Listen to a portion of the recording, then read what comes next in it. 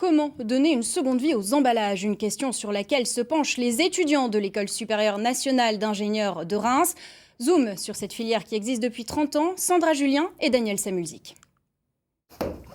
Nous sommes dans la salle la plus convoitée de l'école, celle où les idées prennent forme. Encore faut-il qu'elles répondent au cahier des charges des entreprises. Donc là, un industriel qui vend des instruments de musique nous a proposé de l'aider à concevoir des emballages éco-conçus, c'est-à-dire de les réutiliser afin d'utiliser les boîtes en carton pour d'autres fonctionnalités.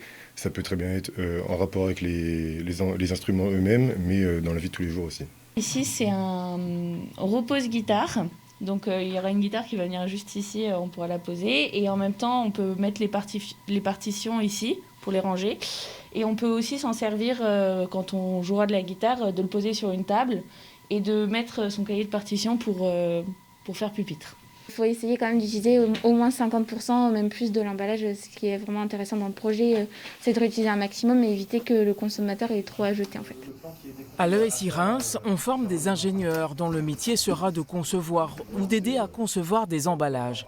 Il y a 30 ans, l'éco-conception a intégré les apprentissages de cette école jusqu'à en devenir l'ADN. On s'est agrandi progressivement. Donc en 2011, on a créé une filière, encore une fois, qui a trait à l'environnement, puisque c'est une filière sur l'énergétique, l'énergie renouvelable.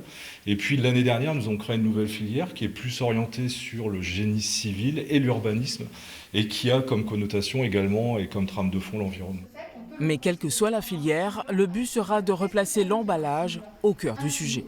Enfin, on a essayé de se rapprocher d'un cas réel, c'est-à-dire un emballage et son contenu. Un emballage n'est pas là par hasard, un emballage est là a été conçu pour contenir, pour protéger ou pour conserver un produit. Il y a aussi d'autres fonctions de l'emballage qui vont être des fonctions de praticité, des fonctions pour délivrer des doses de ce produit ou des fonctions marketing. Et lorsqu'on va vouloir intégrer cette notion environnementale, il faudra prendre en compte le produit et l'ensemble de ses contraintes.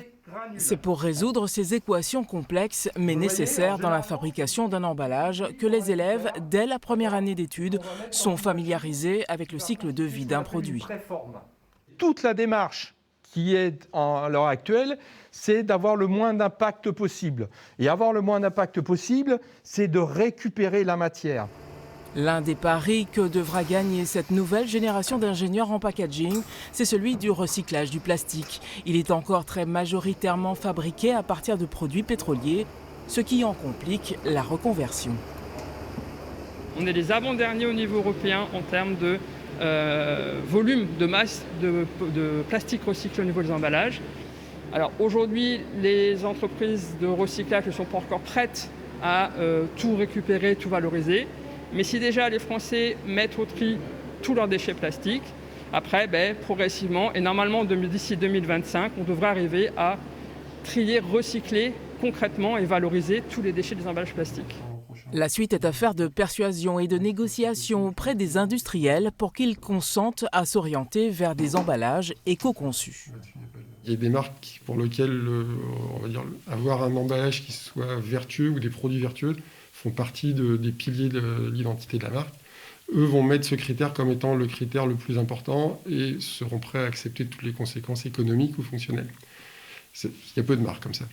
Il y a des marques qui, à l'opposé du spectre, je ne veux pas dire s'en moquent totalement, mais n'y accordent pas une très grosse importance. Et après, l'immense majorité des marques vont aller chercher des choses où ils vont enlever vraiment les éléments les plus polluants, mais ne pourront pas se permettre de doubler le prix de l'emballage. Les ingénieurs de l'ESI Reims, aidés par l'effet de masse, comptent bien faire de l'éco-conception la règle en matière d'emballage.